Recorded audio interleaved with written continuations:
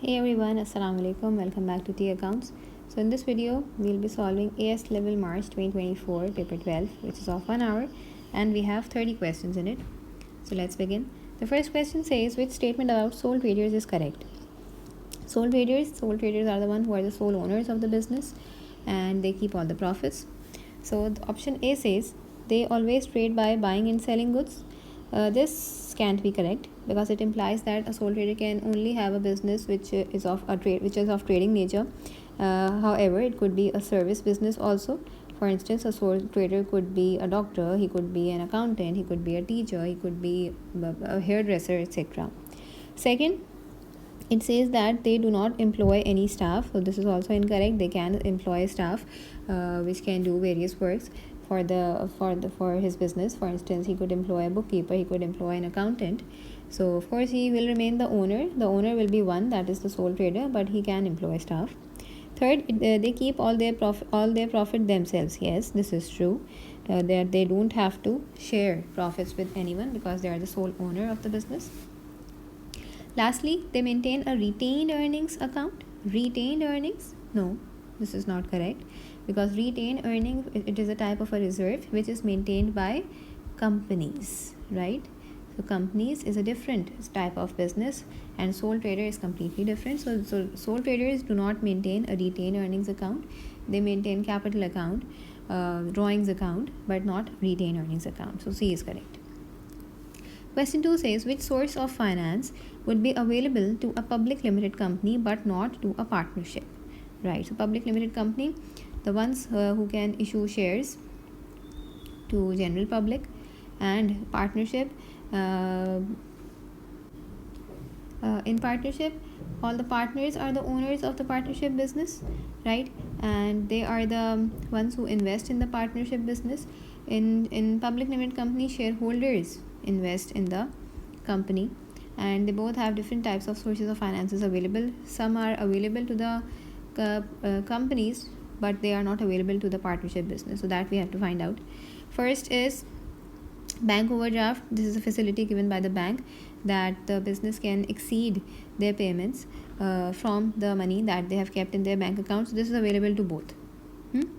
So this can't be right. Then option B is debentures. Debentures, yes, debentures is the correct option. Why debentures? Because debentures is non-current liability, right? These are the loan certificates issued by the companies only companies can issue these certificates in order to raise finance, and they are long term in nature. They have to be repaid because they are a long term liability. No sole trader, no partnership business can issue debentures. Just as they can't issue shares, they can also issue debentures, right? Third is leasing. Leasing is also a type of finance which is available to both. Leasing is a type of contract that lets the business, it could be a partnership business, a sole trader, or a company, it allows the business to use a certain asset for a certain amount of time when you are making regular payments for that use, right? Trade credit is also available to all the businesses. This is just when you buy goods on credit from your suppliers and when you make a payment at a later date. So these three are available to both. Only debentures can be issued by the companies. Question number 3 says, which items will be debited to accounts in the purchases ledger? Purchases ledger. Let's have a look at the purchases ledger, or should I say purchases ledger control account. They both are maintained in the same way.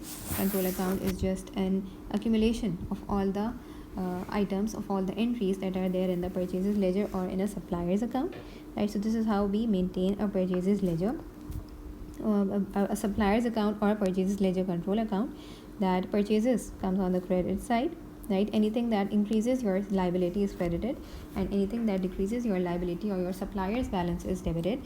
So if you make a payment to your supplier, if there are purchase returns, if there is discount received, if there are any contra entries from your sales ledger, so they are all debited, and these entries will be credited, which will increase the liability on your business. So let's see what options do we have. Discount allowed. Okay, so discount allowed is this goes in the SLCA, right? This is related to your debtors. You allow the discount to your debtors. The account that is there in the purchases ledger is discount received, right? And that is debited but since this is not given in the option, so this is not included. Discount allowed is part of SLCA, not PLCA. Then payments to suppliers, yes, they are part of the purchases ledger and they come on the debit side, and we have to find out the items which are debited, so this is correct. Option 2 is correct. Then third is purchases. Purchases, of course, credit purchases only, and they are credited in the purchases ledger, in the suppliers account or in the PLCA, as you can see over here also, that they are always credited because they increase the liability on our business. So this can't be right because it is there on the credit side. Last is purchases returns. Yes, purchases returns, since they decrease your liability, they are debited in your suppliers account. So yes, this is also there. So only 2 and 4, this is option D. Question number 4. Tom bought goods costing 100 on credit from Sam. Okay, so Tom is the debtor, the one who is buying, and Sam is the supplier, the one who is selling, right? Let's read the question first. From whose perspective do we have to answer this question? Which amounts were recorded in Tom's books of prime entry? So Tom, the debtor, right? So from the debtor's perspective, we have to answer this question. Tom is the customer, he is the debtor, he is in accounts receivable. What happened next? When he bought goods amounting to 100 from Sam, he returned goods costing 20 as faulty. So out of 100, 20 were faulty, right? So this was, since he is buying something, that was purchases for Tom, right? So he will record purchases amounting to $100. Then he returned something, so that is purchases returns from his side, and that was of $20, right? Then what else happened? He deducted a cash discount and paid 76 by check in full settlement, right? So how much was he supposed to pay? After the returns, he was supposed to pay 80. However, he paid only 76, so he got a discount of $4, right? So the question is, which amounts were recorded in Tom's books of prime entry? Books of prime entries are the ones in which we record the transaction for the very first time. And from the books of prime entries, the transactions are then posted to the T accounts. So in the purchases, we have 3 books: purchases journal, purchases returns journal, and the cash book, the 3-column cash book, right? So when he purchased the goods, they were of $100. So of course 100 will be recorded in the purchases journal, not the post return value, that is not 80, 100, because he purchased goods amounting to 100, and on a later date he returned $20 goods amounting $20 which were faulty. So in purchases day book he will record 100, right? So the answer could be C or it could be D. Then he returned goods amounting to $20, so okay, again it could be C or D. But in the 3-column cash book, how much will he record? How much did he pay? He paid only 76, he did not pay 80. He got a discount of $4. So he will record 76 in the bank column, right? Of course, 4 will also be recorded, but that will be recorded in the discount column. In the bank column, it is specifically asking in the bank column, so only 76 will be recorded because that is what he is paying. So option C is correct. Moving on. Question number 5. What are the characteristics of non-current assets? Okay, so non-current assets are the ones that are bought with the intention of using them in the business, right? And not with the purpose of resale. What we sell is the goods on which we earn the gross profit. So option 1 is they are not intended for resale. Yes, this is correct. We don't buy plant and equipment, we don't buy computer equipment, we don't buy machinery or fixtures and fittings or motor vehicles to sell them to the customers. No, they are bought with the intention of using in the business. So option 1 is correct. And why they are bought with this intention? So that we can earn future economic benefits from the use of that non-current asset, right? For instance, if you are buying a machinery on which you are producing your goods, so yes, that will give you benefits in the form of sales. So option 2 is also correct. Option 3, they prevent the company from going out of business. This is not right, because even if we have non-current assets in the business can still go out of the market. Why? Because there could be many reasons for that. For instance, if the business is continuously making losses, Despite all the attempts, if it is continuously making losses, despite having non-current assets, it could still go out of the business. Similarly, if there are persistent cash issues, the business is not able to manage its finances properly. So even despite having non-current assets, so they do not prevent the company from going out of the business. They cannot, right? So option 1 and 2 only, that is A. Question number 6. At the beginning of the financial year on 1st January, starting date 1st January, a business acquired a new motor vehicle, right, for 34,000. So this is the cost. In error, this was recorded in the account for motor expenses. So 34,000 should have been debited in the motor vehicle account, the non-current asset account. However, it was recorded in the motor expenses account, which is an expense account. So this is a kind of an error of principle, right? And what else happened then?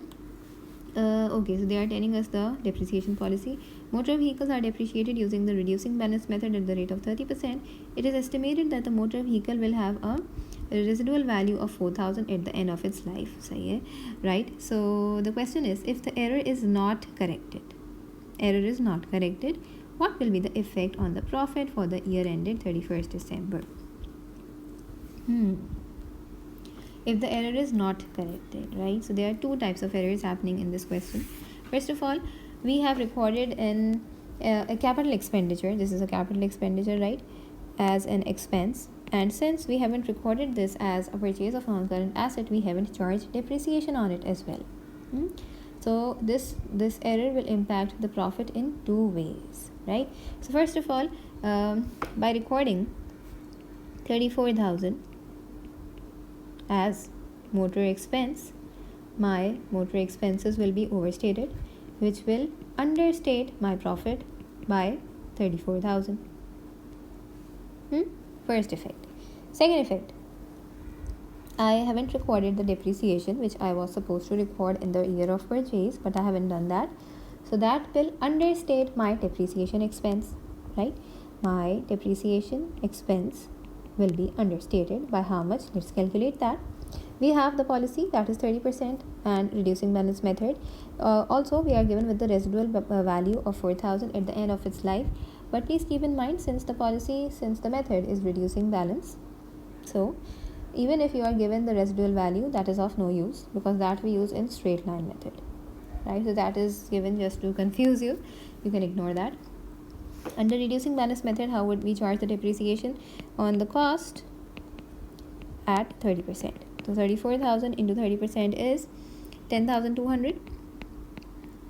This should have been recorded as a depreciation expense, right? 10,200 should have been recorded as a depreciation expense in my income, in my statement of profit or loss, but I did not do that. So that would have overstated my profit by 10,200. So the net impact on the profit would be, first of all, it will decrease the profit by 34,000 and it will increase the profit by 10,200. So the net impact would be an understatement of 23,800,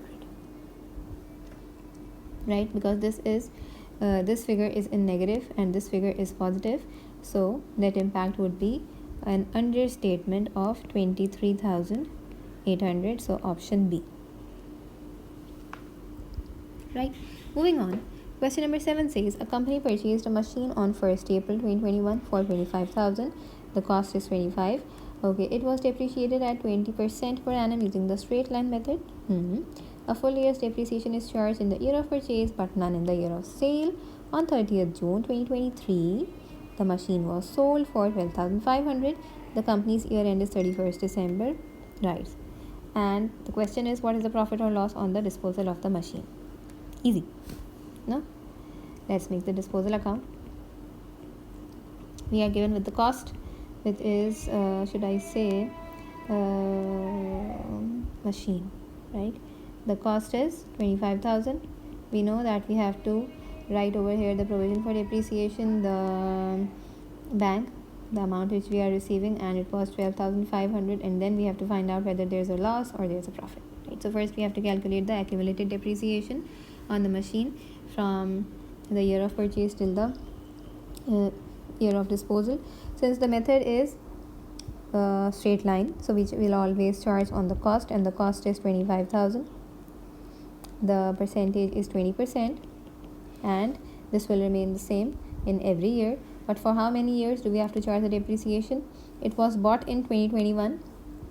Even if it is being bought after 3 months from the start of the year, we will charge full year depreciation, so we will charge for 2021. It remained in the business in 2022 as well, but it was sold in 2023. Even if it is being sold after 6 months of usage in the year of disposal, we won't charge any depreciation in 2023, right? Because the policy is full year in the year of purchase but none in the year of disposal, so only for these 2 years. So 25,000 into 20% will give me depreciation of 1 year, and I want it for 2 years, so we can do this for straight line method since it is on cost always. So that would be 10,000 for 2 years. So in provision for depreciation, 10,000 would be debited, and in disposal account 10,000 would be credited, and this will give me a loss of how much? 2,500, right? And that is what we were asked, that 2,500 loss. That is option C.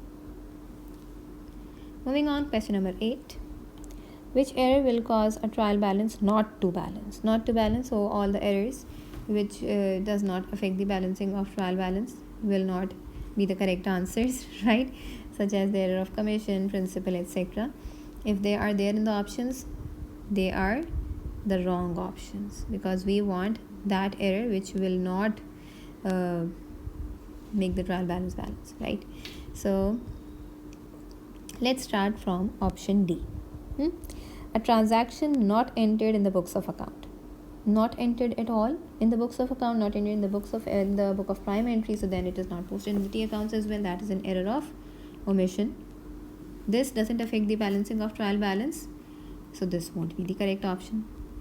Option C says a transaction entered as the wrong amount on original input. On original input means while we were entering it in the book of prime entry, and then it is then posted to the T accounts, it was entered wrongly in the book of prime entry, so the wrong amount would be posted in the T accounts, and that would make the trial balance. So again, that is not correct. This is an error of original entry, right? So we don't want such answers. Option C says a journal entry that does not balance. A journal entry that does not balance means that the debit and the credit are of two different amounts.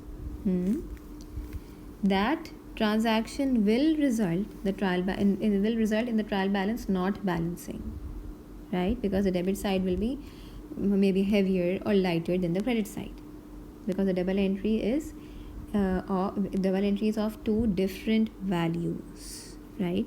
So this is the correct option. Let's read option A as well. An invoice, it could be a sales invoice, it could be a purchases invoice, but let's assume for instance, let's read it further. Invoice entered as a credit note on original input. As a credit note, if we are issuing credit notes, right, so this means that it was a returns inwards transaction, right, sales returns.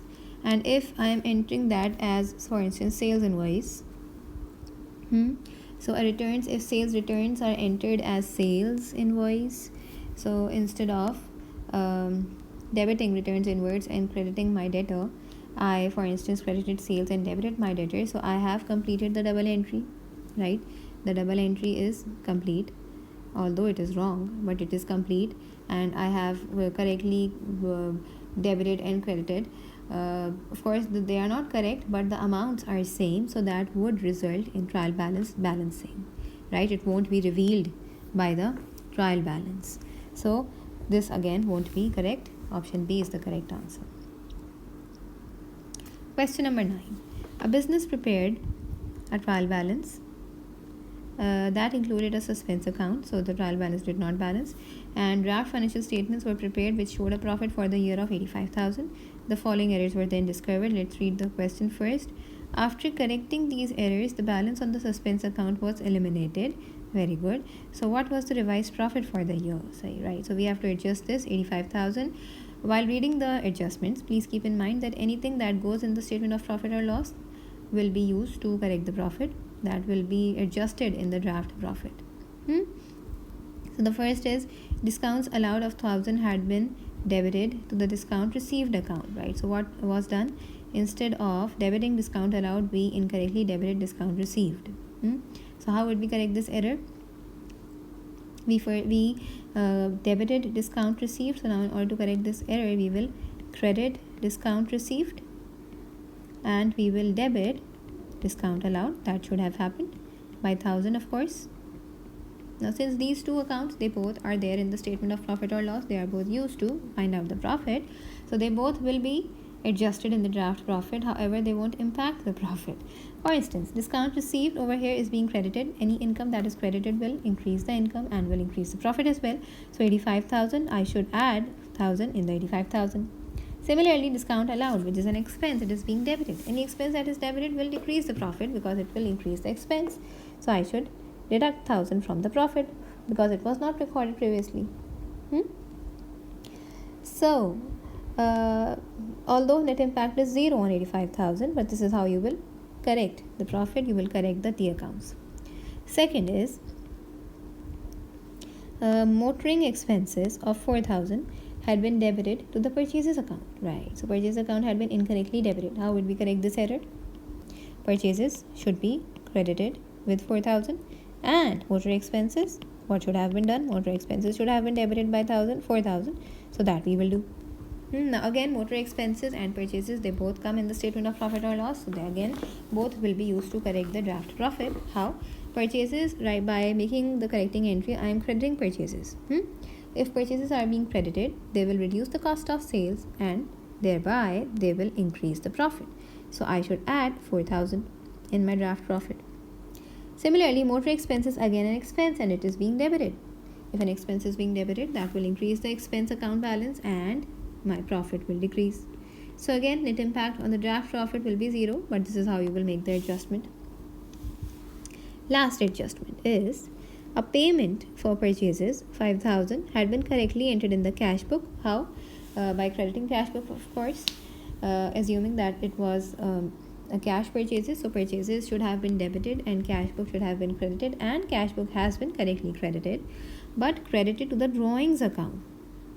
So how would we correct this error? Drawings should have been should be now debited. And what else should I do? I did not debit my purchases account because the question is saying that only cash book has been correctly credited. So drawings on the debit side have not been recorded. So purchases on the debit side have not been recorded. So purchases will now be debited by 5,000. And how will I balance this transaction? By making an entry in the suspense account. So only this error had impacted my suspense account. Only because of this error, my trial balance would not have balanced because the other two entries do not involve any suspense account, right? So drawings will be debited because they were previously credited. Purchases will be debited because they weren't debited before, and suspense account will be credited to balance the double entry. Now, how will they impact my profit for the year? Purchases are being debited, right? So if I am increasing my purchases, my cost of sales will increase, and if my cost is increasing, my profit will decrease. So 5,000 should be subtracted from my draft profit, right? Would the drawings impact the profit figure? No, they won't. So how will we adjust it? These two of course will cancel each other. These will also cancel each other. 85,000 minus 5,000, 80,000 will be my revised profit. Question number 10. Amit compared his bank statement with his cash book. Right. How did Amit deal with the items revealed by the comparison? Right. So we know that the items that are there in the cash book, for instance, unpresented checks or uncredited deposits that arise due to timing differences, they are there in the cash book but they are not in the bank statement. So we adjust them through bank reconciliation statement, and the items that are there in the bank statement, for instance, bank charges or direct debits or standing order, etc., they are there in the bank statement but they are not there in the cash book. So we adjust them by making an adjusted cash book, right? So we have to find that out now. Okay, what will be there in the updated cash book and what will be included in the bank reconciliation statement, right? So let's read one by one. Bank charges, of course, they will be there in the bank statement but not in the cash book, so they will be adjusted in the updated cash book. This is correct. Timing differences and bank errors, right? So any error made by the bank would be located through the comparison, and if the error is there in the bank statement, so of course it will be corrected in the bank reconciliation statement. This is correct. Timing differences means the checks issued or received for that are called unpresented and uncredited deposits. They arise due to timing differences, so of course they are also adjusted in the bank reconciliation statement. So this option is correct, but let's read a BCD as well. Option B says bank charges and bank errors. Again, bank errors will be corrected in the bank reconciliation statement because they are not made by the business, so they won't be adjusted in the updated cash book. No, bank charges will be, however, this won't be. Timing differences, yes, but because of bank errors, this option is incorrect. Timing differences, no, they are not adjusted in the updated cash book. They are adjusted in the bank reconciliation statement. Same goes for bank charges. They are adjusted in the updated cash book, not in the VRS. Timing differences, again, wrong. Bank charges and bank errors. Bank charges is wrong. Bank errors is correct. So option A is the correct answer. Question number 11, again related to bank reconciliation statement. The bank statement of a business shows a credit balance of 1570 at 31st December. Credit balance means a positive balance, right? Credit balance for bank account maintained by the business, if said, that is a negative balance. But from the bank's perspective, if they are giving you the credit balance, that is a positive balance. And why? We should know why, because they treat us as a liability. So from that perspective, if that is a credit balance, so that is positive, and if that is a debit balance, the bank statement is showing a debit balance, that is a negative balance, right? And vice versa in the bank account maintained by the business, right? So the bank statement balance is 1570, that is positive. The following differences were discovered on comparing the cash book with the bank statement. We have unpresented checks and we have uncredited bankings, right? And what else do we have? We have a direct debit of 230, which was shown as 320 in the cash book, right? So what is the updated cash book balance? How do we go about it? Let's begin with the balance as per bank statement, and that is 1570 positive. I am making a bank reconciliation statement at the moment, right? So if I am starting my bank reconciliation statement with bank statement balance, how do I adjust the unpresented checks and uncredited bankings? I will subtract the unpresented checks, 1250, because they were issued by the business but not recorded by the bank. They are on the credit side of the cash book. And uncredited deposits, uncredited bankings will be added. These are the checks received by the business but not recorded by the bank, right? But we are also given with a direct debit of 230, which was shown as 320 in the cash book, right? So this is an item which is already there in the bank statement, and through comparison we found out that we recorded this incorrectly. So this should have been corrected in the updated cash book. It won't become part of the bank reconciliation statement, right? This is just given to confuse you. It won't be used to find out the cash book balance, right? Because the answer that will come after adjusting unpresented and uncredited bankings would already be the updated cash book balance, right? Updated, right? You don't have to adjust this again by adjusting the error in this balance, because this is not the unadjusted cash book balance. This is already adjusted. If you are given the unadjusted balance of the cash book, then adjust this error, which will be corrected, which will be adjusted in the updated cash book, but not here, right? So 2120 is the correct answer. Moving on, question number 12. What are the benefits of preparing a sales ledger control account? There are multiple benefits. Let's read. Detecting errors of original entry. Control accounts do not detect errors of original entry. An error of original entry is one which is made in the books of prime entry, right? So you recorded an incorrect amount in the book of prime entry, in the sales day book or in the sales returns or in the cash book, and that was then posted to the T accounts as well, so that the source is incorrect, the source which is used to prepare the control account, so it won't be detected by the control account. Moreover, any error that doesn't affect the balancing of trial balance is not detected by the control account as well, right? However, it does help in reducing the possibility of fraud, of course, through segregation of duties, so that can be reduced. Third is providing totals of trade receivables for inclusion in the financial statements. Yes, that the final answer which comes out from the sales ledger control account is actually what we will record in the statement of financial position for trade receivables. So this is correct. So option 2 and 3 only. This is D. Question number 13. A company prepared its PLCA, purchase ledger control account, which showed a balance of 15,960. The following items were then discovered. Let's read the question first. What was the correct total of the trade payables? Right, so we might have to make a PLCA, purchases ledger control account, and or everything else was adjusted, so the answer came out 15,960. Let's start the PLCA with this balance, assuming that this is the brought down after all the adjustments, and then we have to adjust these two, these four also. So BD is 15,960. First item, discount received. Now discount received, please keep in mind the PLCA format. Discount received comes on the debit side of the PLCA of 450 had been entered in the purchases ledger control account as 540. So over here we recorded 540 instead of 450. This means that we overstated the debit side. Now we have to reduce it.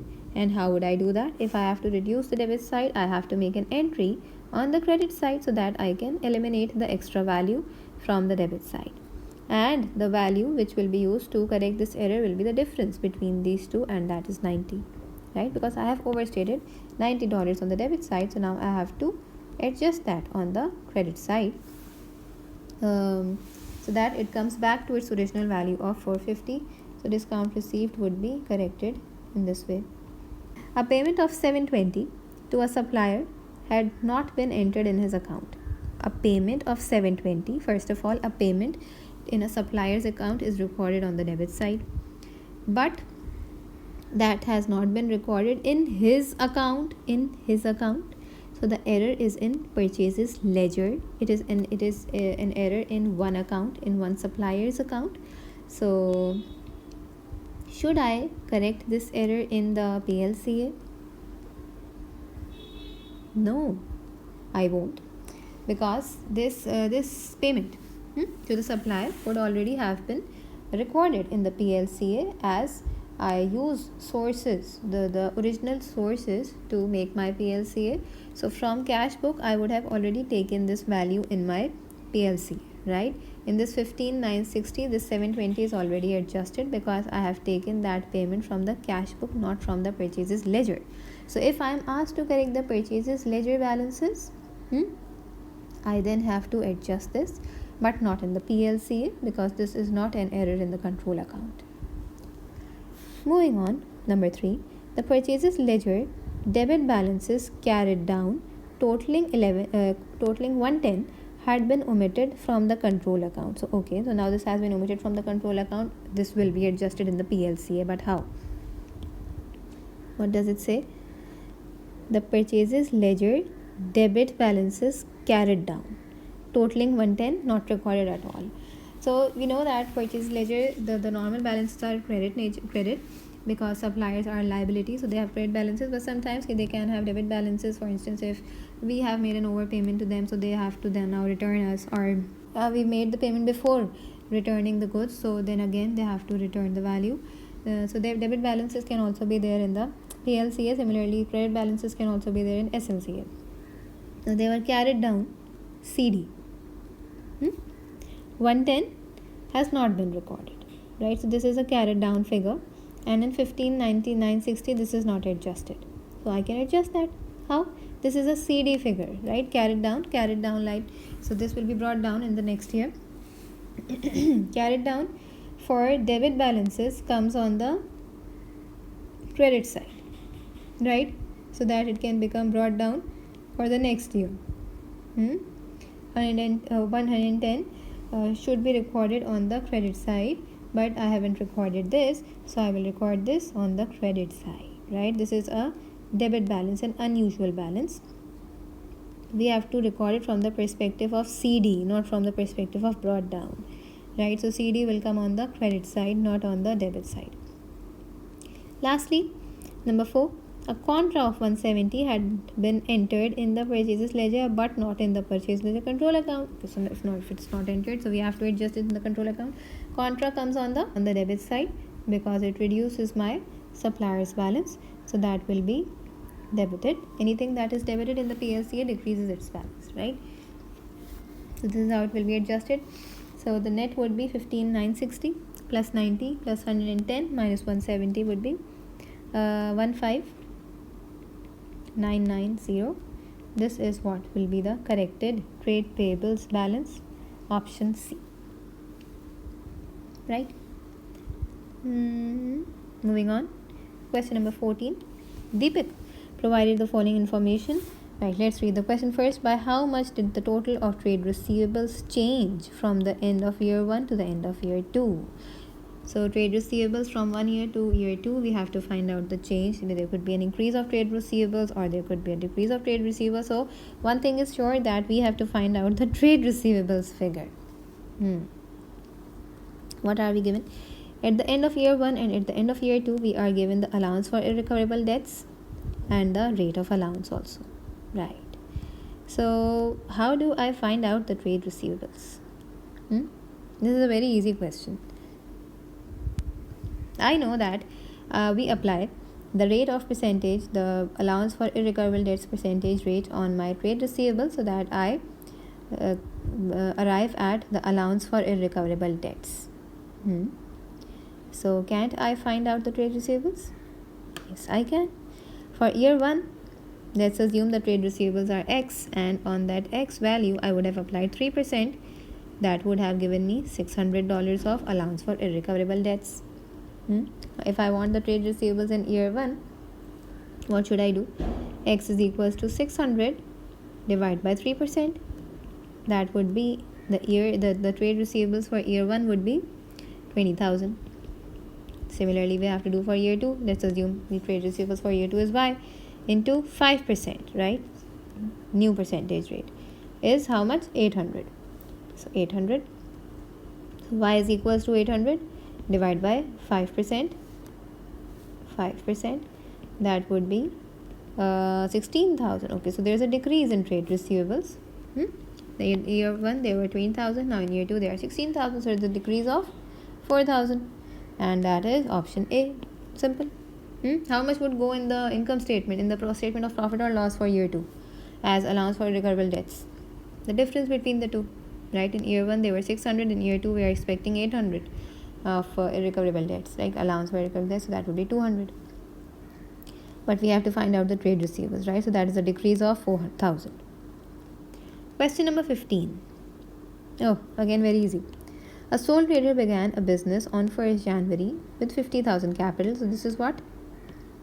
This is the opening capital.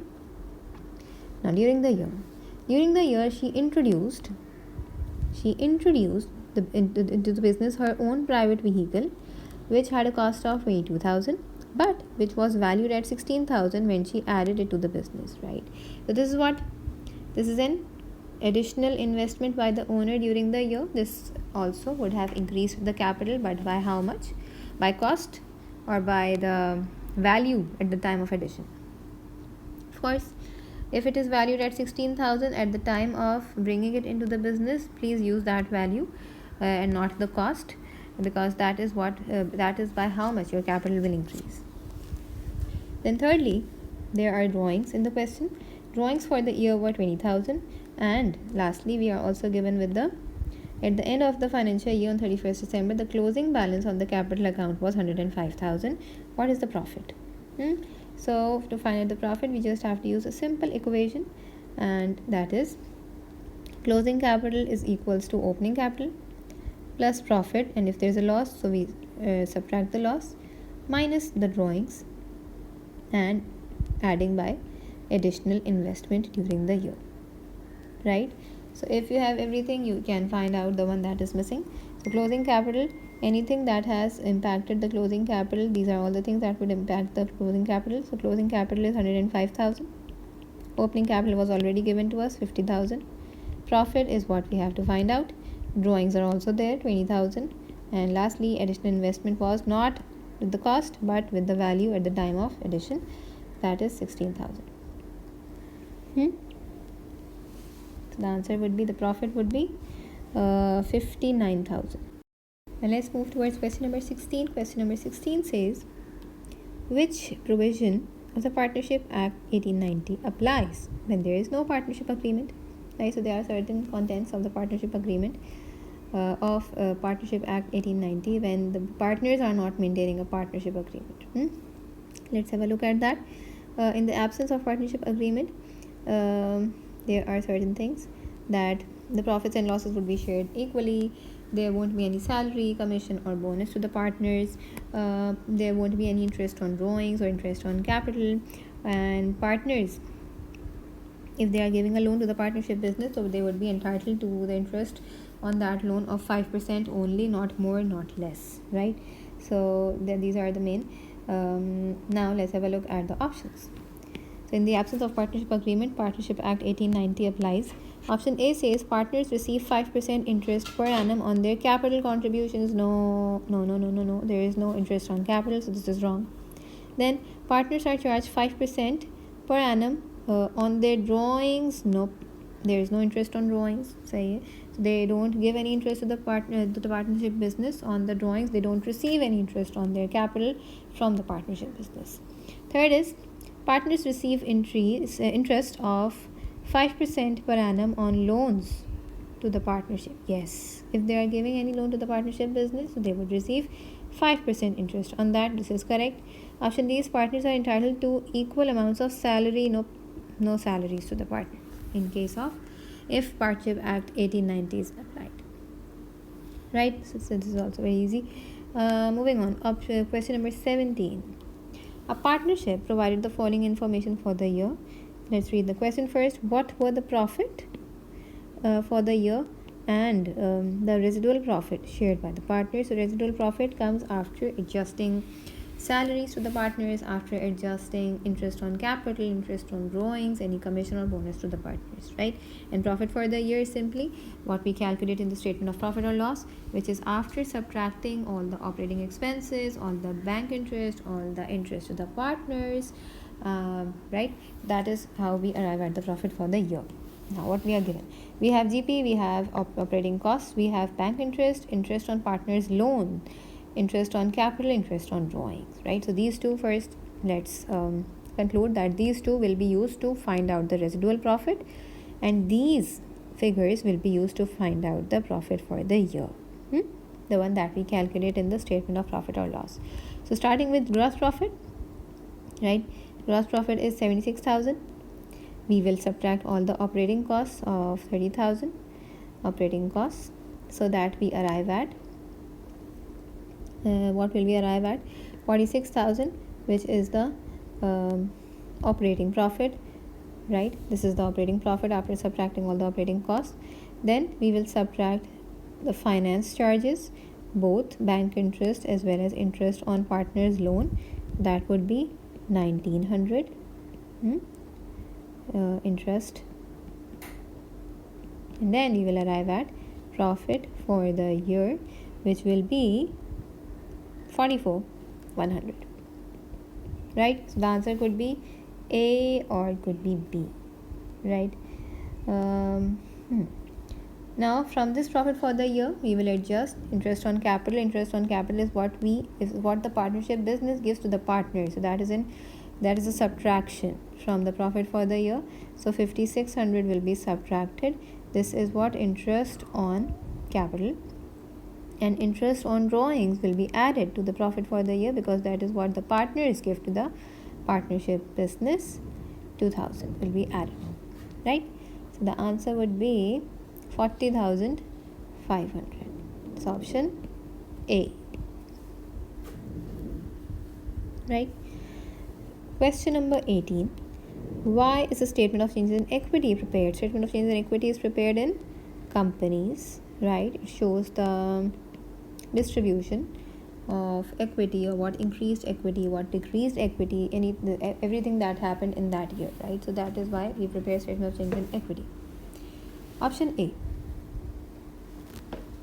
to calculate profit when incomplete records have been kept. To calculate profit, no, we find out profit through preparing statement of profit or loss, which was previously called income statement, right? So even in case of incomplete records, we still calculate profit through statement of profit or loss, right? And how do we do that? We find out the bank account details, the cash account details, the how many sales were on credit, how many sales were on cash basis, etc., etc. So we don't prepare statement of changes in equity for that, right? Second is to match the dividends paid to profit for the year. To match the dividends paid to profit for the year. Profit for the year is something that is added in the retained earnings, right? Retained earnings is the accumulated profit, and from retained earnings we subtract dividends, whether interim or final. So again, we don't prepare statement of changes in equity to match dividends to the profits for the year. No, that is not why we prepare statement of changes in equity. Third is to show the change in capital employed. Okay, so capital employed. What is capital employed? Capital employed, in when we are talking from the company's perspective, this is everything that is invested by the shareholders. So should I say the share capital plus all the reserves. And capital employed also includes the non-current liabilities for any, for instance, any long-term loans or any debentures issued by the business, right? So capital employed is everything, shareholders' equity, reserves, and non-current liabilities. But when we are talking about statement of changes in equity, so equity, statement of changes in equity only involves reserves and share capital account, not the non-current liabilities. It doesn't show any change, any increase or decrease in debentures or any other non-current liability. So this again can't be right. So we are just left with the last option, and that is to show the movements in the shareholders' stake in the business. Yes, this is correct. Shareholders' stake in the business. Why? Because statement of change in equity shows entries such as, for instance, the profit for the year. Of course, that would increase the retained earnings amount. Then it also shows whether there was any bonus issue or any rights issue during the year. So rights issue would increase the share capital as well as the share premium if issued at more than the par value. Then bonus issue might show a decrease in share premium, right? And if there is any revaluation during the year of any non-current assets, so that would also be reflected in the statement of changes in equity. Similarly, dividend payments would also be shown in the statement of changes in equity. So they all show the movement in shareholders' stake in the business, right? So D is correct. Number 19, the trial balance of a company at 31st December at the end of year 1 included the following amounts, right? Okay, so we are given with share capital balance, we have share premium and retained earnings. Then there are some adjustment. Let's first read the question. What is the balance on the share premium account after these transactions? So from the perspective of share premium, we have to answer this question.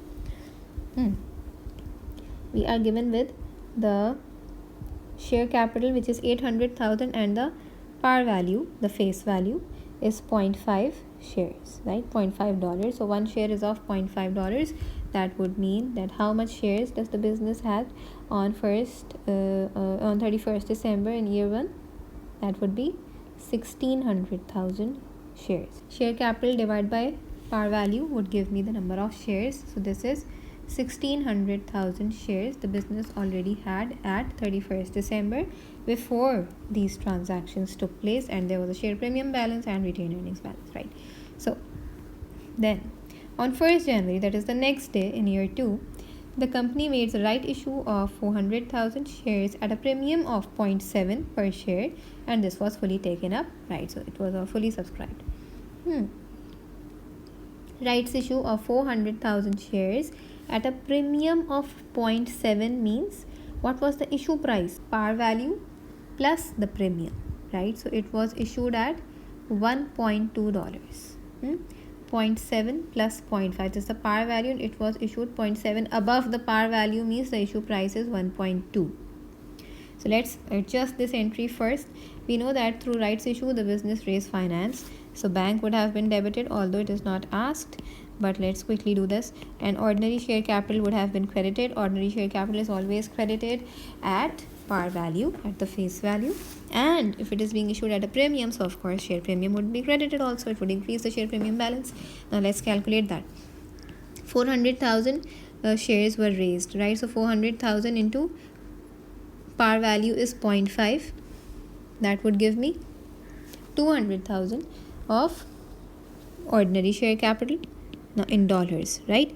This is the number of shares in dollars. We are finding out the value of the double entry, and if I multiply the number of shares with 0.7, that would give me the share premium value, that how much on how much premium have I issued this. So 400,000 into 0.7 would be 280,000. This means that the business has raised how much? $480,000 of finance through rights issue. So share capital would increase by $800,000. It was previously, now it would increase by 200,000, and share premium would also increase by 280,000 after this transaction. Now after that, what happened? On 1st July in year 2, in the same year but after 6 months, the company issued bonus shares at the rate of 1 new share for every 4 shares already held. The policy is to maintain reserves in the most flexible form, means the priority is given to capital reserves while financing bonus issues. Let's make the double entry for this as well. The policy is 1 new share for every 4 shares already held. Now how many shares were there before this bonus issue? We had 1600,000 at the beginning, and then rights issue of shares was there, so this would increase by 1600,000 plus 400,000 because of the rights issue. So total is 2 million shares, right? So 1/4 into 2 million shares. How many bonus issue? 500,000 shares were issued as bonus.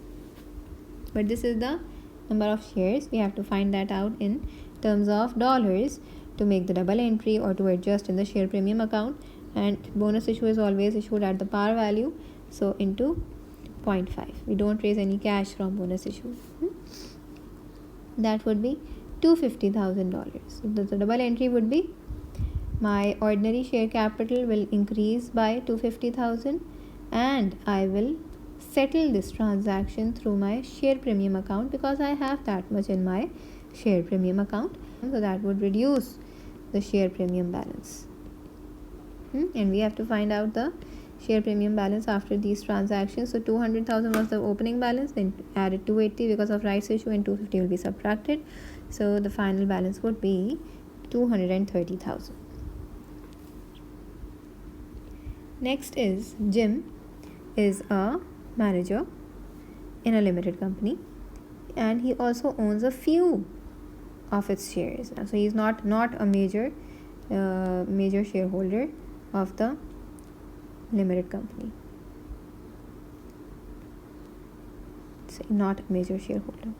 So most of his interest would lie with his job in the limited company, being a manager, and few from the perspective of being a shareholder. Why has he been looking at its most recent financial statements? Start from option D. To see if the company has a good reputation, increasing the value of his shares. No, right? Why? Because although he is a shareholder, but he doesn't own the majority shares of that company, so he won't be looking at the financial statements from that perspective, right? So this can't be correct. Similarly, to know if dividends will increase over the next 5 years, improving his income. Again, this is being told from the perspective of he being the shareholder, right? These two are from the perspective of he being the shareholder of the limited company. But we have already concluded that he would be concerned more about his job than he being the shareholder of that company, right? So again, he won't be looking at the financial statements from that perspective. Moreover, the financial statement doesn't give any information with regards to the next 5 years, right? They are just prepared for the current year. So this is again incorrect. Option B is to find out if the company made a profit. Yes, right, because since he is a manager, making his job more secure. Making his job more secure would be in the sense that if the business is making a profit, so the business will continue in the foreseeable future and he will have his job for that amount of time. So this is correct, but let's read A also. To discover the profit made by his department as he might receive a bonus. Made by his department as he might receive a bonus. Many students get confused with this option, that why isn't this correct. He would be concerned more about his job security than he receiving a bonus. First priority would be the job security, so that is why he would be looking at the profit figure. Moreover, financial statements do not show profits made by individual departments, right? This is something which the business calculates, which the business finds out for internal purposes. Financial statements give information about the business as a whole. So this again is why this option is incorrect, right? So he would be looking at the financial statements for finding out whether his job is secure or not. 21. H Limited's cost of sales for the recent 2 years, year 2 and year 1, is as follows, right? So right, year 2, okay, we are given with the what we have: average inventory is opening inventory plus closing inventory divided by 2. We have credit sales and we have cost of sales. The question is, which statement regarding the efficiency of inventory turnover is correct? Right, so we are asked from the perspective of inventory turnover, right? So inventory turnover could be in days and it can also be in times. Let's find out both for both the years. So how do we do that?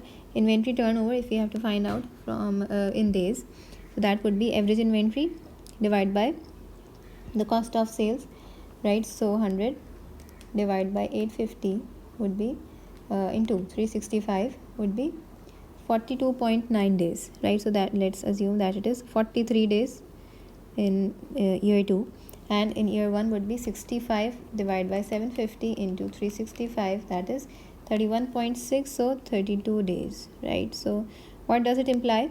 That in year 1 we were able to convert our inventory into sales in 32 days, but in year 2 we are taking more days to convert our inventory into sales. This is not good. Inventory turnover in days should be less, right? And in times it should be high. So we can find out in times as well, and that is by cost of sales divided by the average inventory. So in second year it would be 850 divided by 100, and that would be 8.5 times, and in second year it would be 750 divided by 65, and that would be 11.53. So as we can see, in times it was more in first year and it has been decreased in the second year. So in times it should be high, it should be going towards high, and in terms of days it should be low, but this isn't happening in H Limited's business.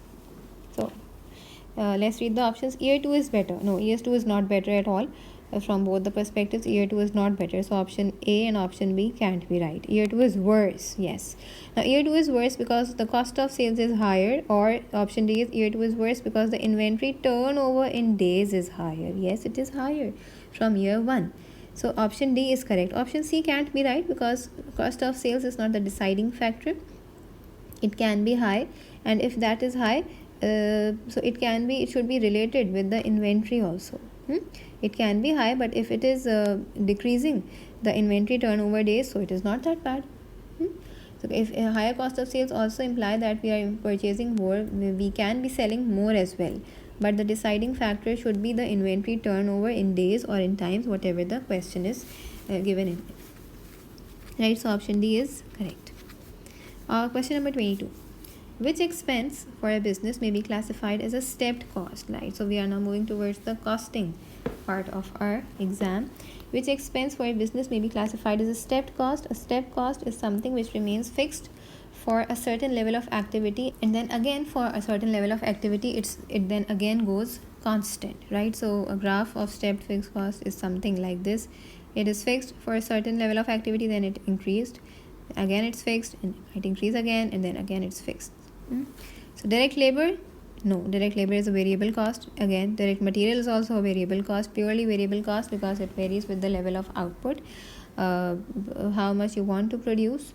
that much you will buy the raw materials for, and that much what you will pay for the direct labor as well. Factory rent. Factory rent is a stepped cost. Why is that so? For instance, this is a factory rent stepped cost graph, right? We know that cost comes on the y-axis and units or activity comes on the x-axis. So if I wanted to produce 1000 units, I was able to produce that under my normal factory capacity, assuming at a cost of $2,000. But then if I want to increase my output, so my current factory capacity won't be enough, and for that, for instance, I want to increase them by 1500, so moving towards 2500 units, I have to increase the capacity or rent more of my factory premises, and that would increase my cost in a step fashion, right?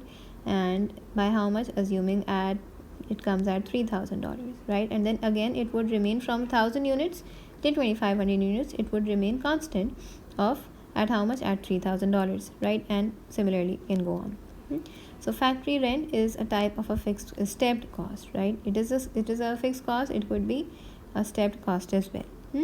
Telephone expense is a variable cost. However, telephone cost could be a semi-variable cost, right? As it remains fixed.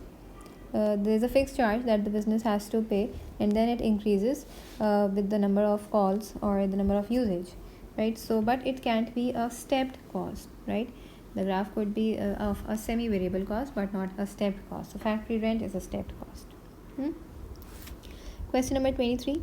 Which statements describe just-in-time management of inventory? Just-in-time is inventory management technique to improve the inventory, improve the efficiency of the inventory by maintaining its level and keeping only that much inventory for which the demand could arise, and not storing too much inventory which could be damaged or which doesn't sell.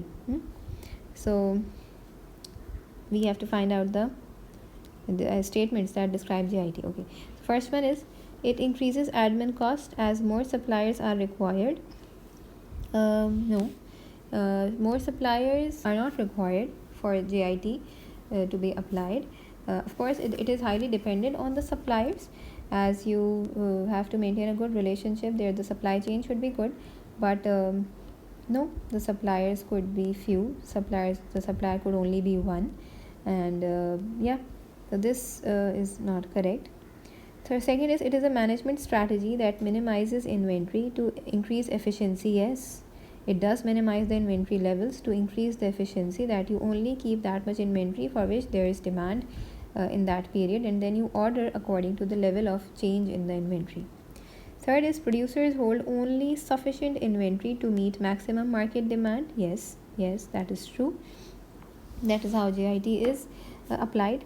And last is the system benefits cash flow and reduces the amount of capital required to run the business. Yes, cash flow in terms of that your cash is not stuck in the inventory that you have already purchased, maybe in bulk, and then you are unable to sell it. So no, your cash is only there's only cash outflow for the inventory that would be sold in the coming period.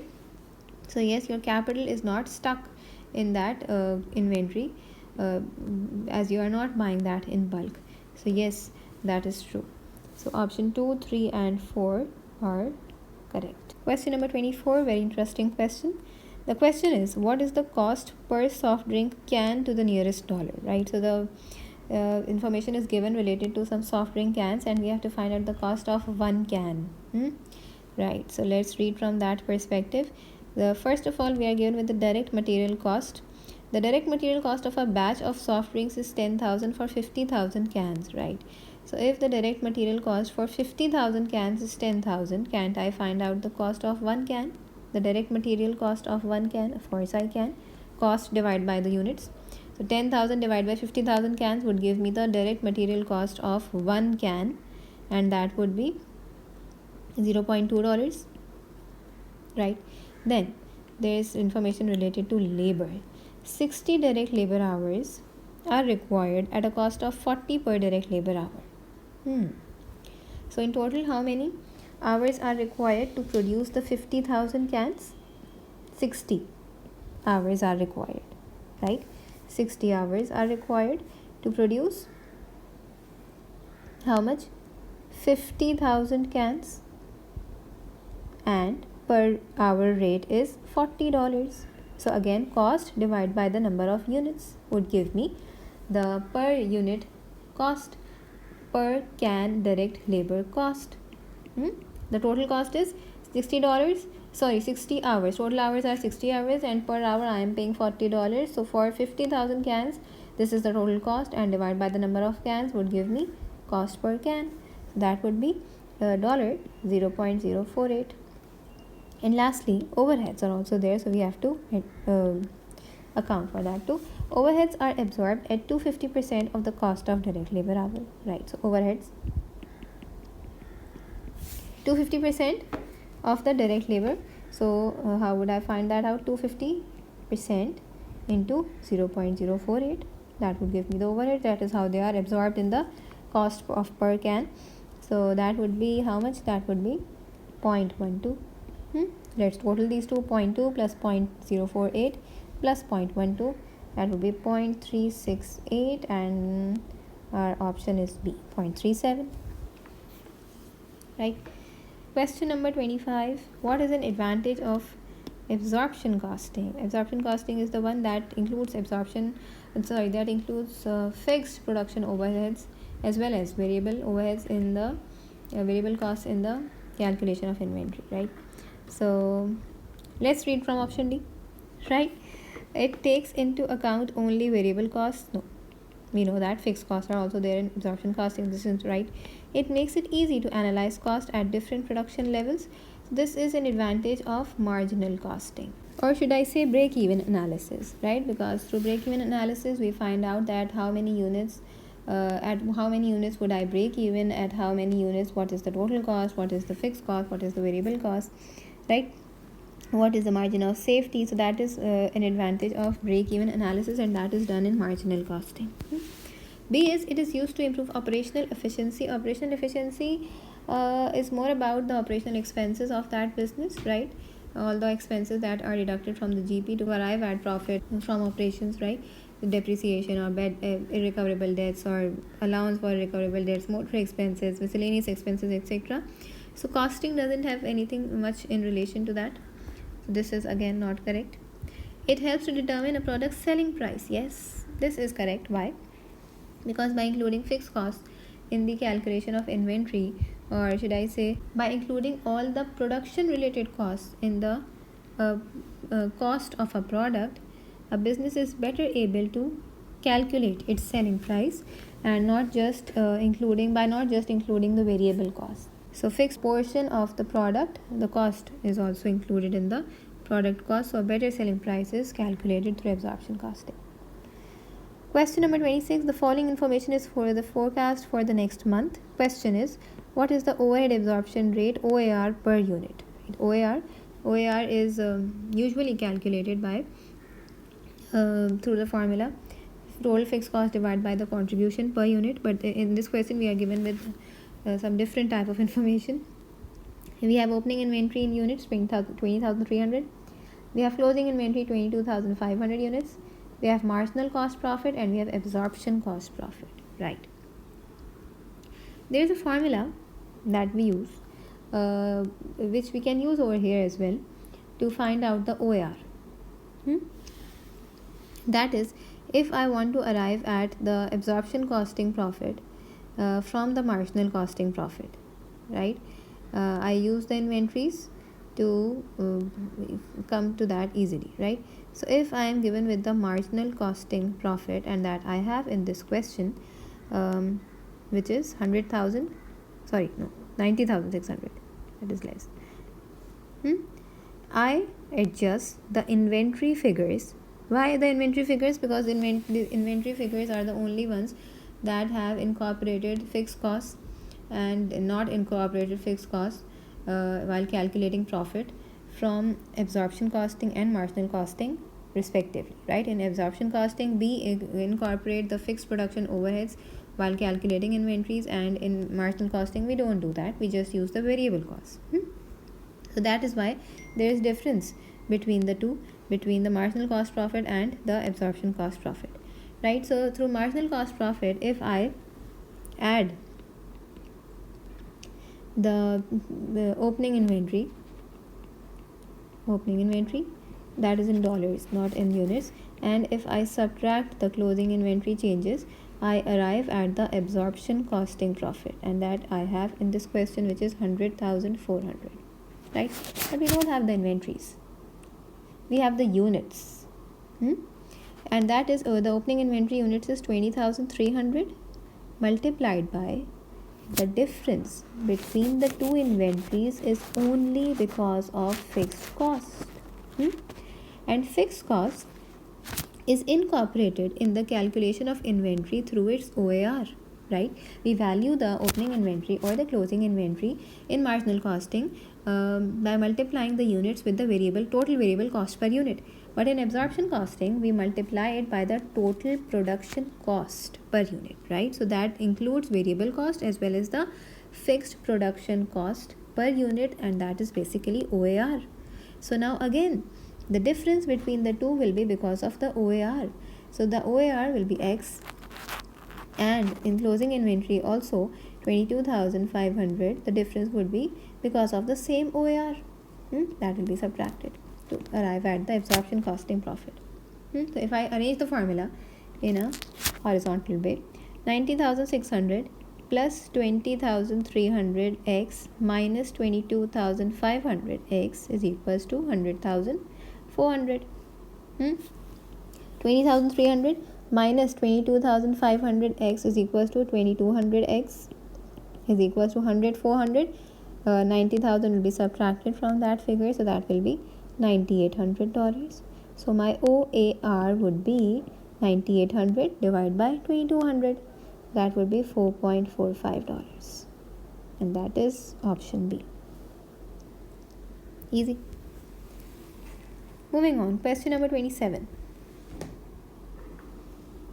Question number 27, it says X Limited has budgeted monthly overheads of $125,000.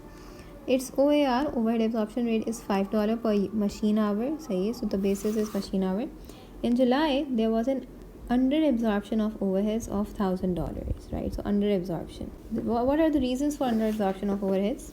Under absorption could be because of when the actual overhead expense is more than the budgeted, or the actual activity is less than the estimated activity level. So from the perspective of this question, if the actual activity level in machine hours is less than the estimated machine hours, so there is under absorption. Or if the actual overhead expense is more than the budgeted overhead expense, so there is under absorption, right? So we compare the actual overheads from the absorbed overheads. The answer comes in positive if actual overheads are more than the absorbed overheads, so there is under absorption. We have absorbed less than how much should have been absorbed, because the actual overheads are more than the estimated or the absorbed overheads, right?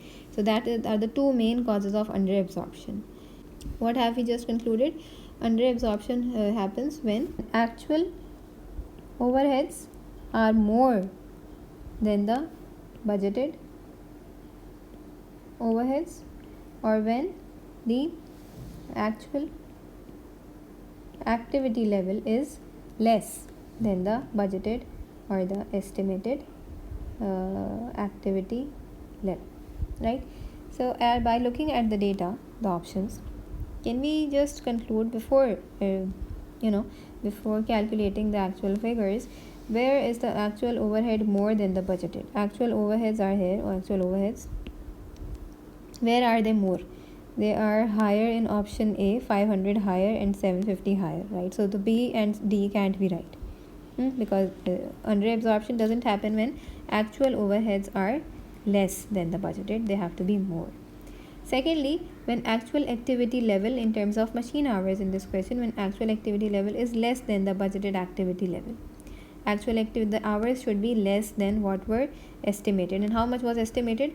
$125,000 was the budgeted monthly overheads, and the OAR is $5. This means that how much were the estimated machine hours? 125,000 divided by $5. 25,000 machine hours were estimated. And actual activity level, actual hours should be less than the budgeted. So where are they less? They are less in option A and they are less in option D. But D we have already concluded can't be right. So this means that option A is correct. But let's calculate also, so that we are confirmed that option A is correct. So what is the formula to find out under absorption when, let's change the color, when actual overheads, right, we subtract the actual we subtract the absorbed overheads from the actual overheads, and if there is under absorption, so the answer would be positive, right? Actual overheads are not given in the question. So actual overheads, the information is given to us that if they are $500 higher, higher from the budgeted, so budgeted is 125,000, and if it is 500 higher, so that would be 125,500 would be the actual minus absorbed. How do we calculate the absorbed or the recovered overheads?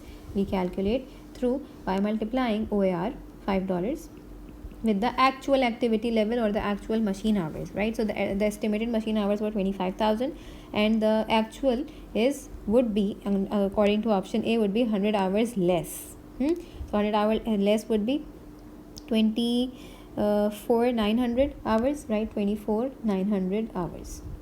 So 24,900 into 5, and this amount will be subtracted from 125,500 would give me under option A positive $1,000, right? And under absorption, if we use this formula, so actual overheads, if they are more than the absorbed overheads, so there would be under absorption and that would be positive, right? So option A is correct. But let's look at option B, C and D as well. Option B would be that using the same actual overheads minus absorbed overheads, actual overheads under option B would be 500 lower, right? Lower. So that would be 125,000 minus 500. So that would be 124,500 minus same OAR into the machine hours would be 100 hours more. So 25,100 hours. That would give me how much? There would be an over absorption of negative. There would be an over absorption of 1,000, right? So that would be negative. That is, the actual overheads are less than the absorbed. This is again wrong. Now let's look at option C. This is a very interesting question. Under C is 750 higher. The actual overheads are $750 higher than the budgeted, right? So 125,000 plus 750 would be 125,750 minus OAR is 5 into actual activity level are now 50 hours more. So 25,050 25050 hours. That would give me an under absorption of 500, positive 500. This is again wrong because the answer is $1,000 under absorption, right? And same will happen in option D also, but there would be in option D there would be an over absorption of 500, so negative 500, right? So that is why option A is correct. You first have to remember that when does under absorption happens, and then we can calculate using the options given in the question. Question number 28. Which changes result in a decrease in margin of safety? Margin of safety. What is margin of safety? Margin of safety is basically the difference between the actual or the budgeted level of sales and the break-even sales, right? So the difference between budgeted and break-even would be the margin of safety. And how is it calculated? It is calculated using certain formulas. So for instance, budgeted sales minus break-even sales in units, or in terms of dollars as well, when we multiply it by the selling price, or if the value is already given to us, it can also be calculated in percentage form. So when does it decrease? The question is, when does it decrease, right? So if I roughly make a break-even graph, right, assuming that this is the total cost and this is the revenue figure, right, revenue line, sorry, this is revenue and this is total cost, this is the break even. So this means that over here we are making a loss, and in this area we are making the profit. So the margin of safety would be the difference between break even and the budgeted or the actual level of sales. So this is the margin of safety, right? This is the margin of safety. When does it decrease? The question is, when does it decrease? So it would decrease if my break even would move forward, right? For instance, if my break even comes over here, the margin of safety portion would decrease. And it would also decrease if, so first is if my break even decreases, sorry, my break even increases, if it is moved forward. And if my revenue is decreased, my budgeted revenue is decreased, for instance, if it comes over here, so again my margin of safety portion would decrease. So if revenue is decreased, budgeted revenue or actual revenue, these two would cause the margin of safety to decrease. Now let's read from the perspective of the question, that we have to answer it from the perspective of unit variable cost and total fixed cost. Both of these are found in the break even, right? What is the formula of break even? Is total fixed costs divided by the contribution per unit. Now we have to adjust the two accordingly. That increases the break even because that would decrease my margin of safety. My break even would increase if my fixed costs also increase, right? An increase in numerator would increase the answer. So increase in fixed cost would increase the break even. Now the change in variable cost, unit variable cost, how should that react in order for my break even to increase? CPU is basically selling price minus variable cost. The denominator should fall for the answer to increase. So break even would increase if the denominator falls. The denominator would fall if my selling price decreases or my variable cost increases. That would give a smaller answer. So CPU should decrease, and it would decrease if my variable cost increases. For instance, selling price was previously 25 and my variable cost was previously 15. So 25 minus 15 would be 10 CPU. Now selling price, assuming it remained constant, my variable cost increased to 20. New CPU would be 5. So an increase in variable cost would reduce the CPU. A decrease in denominator will increase the answer. So my break even will come late, right? It will move forward. So that is how my margin of safety would decrease. So an increase in fixed cost and also an increase in unit variable cost. So the option is D, right? Last two questions. Question number 29 is, a company has the following budgeted information per unit. We have selling price and we have variable cost. Fixed costs are 72,000. What is the increase in the break even sales if fixed costs increase by 33 whole 1 upon 3 percentage? Right, the increase in break even. So we can find out two break evens, right? The first one would be break even. The formula of break even is total fixed cost divided by the contribution per unit, and contribution per unit is 25 minus 10, that is $15. So the old break even, the previous break even is 72,000 divided by 15. That would give me units of 4,800 units, and I have to find that out in terms of revenue, right? Increase in break even sales, right? So multiply it with the selling price, which is $25. So the break even revenue is 120,000. Now after the increase in fixed cost by 33 whole 1 upon 3 percentage, and this is 33.33 percentage, right? You can There are two ways in which you can incorporate this increase. Either you can write this as 1 plus 33 whole 1 upon 3, or you can just use the 1 upon 3 value and add 1 to it, 1 plus 1 upon 3, right? In both ways it can be solved. So the new fixed cost would be, if using this way, in this way, 72,000 multiplied by 1 plus 1 upon 3 is 4 upon 3, right? So that would be 96,000 are my new fixed costs. So the new break even would be 96,000 divided by CPU won't be changed. 96,000 divided by 15 would be 6,400 units, and multiply it with the selling price of 25. So that would be $160,000, right?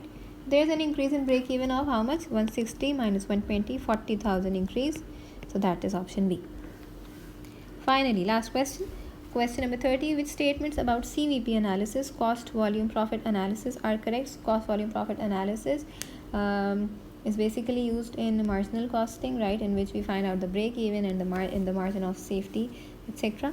So it shows cost and profit at various volume or output figures. At what is the profit at this much of output, what is the cost at this much output. So there are certain assumptions about CVP analysis. So let's read one by one. Number 1 is fixed costs remain constant for a range of activity. Yes, this is true.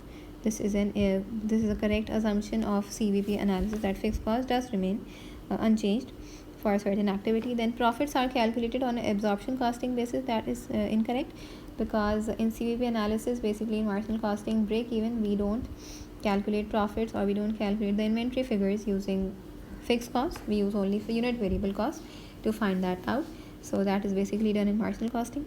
Then 3 is sales revenue increases in direct proportion to output. Again, that is a correct assumption. Why? Because whatever the output is, because it assumes that all the output produced will be sold. So the output, the sales will move in direct proportion to the output produced. So that is an assumption of CVP analysis, correct. 4th is there is only one product, or there is a constant sales mix. Yes, that is also true, because it assumes that even if there are multiple products, they will be produced in the same number of units that is estimated. So that is, they will be produced in this constant sales mix, right?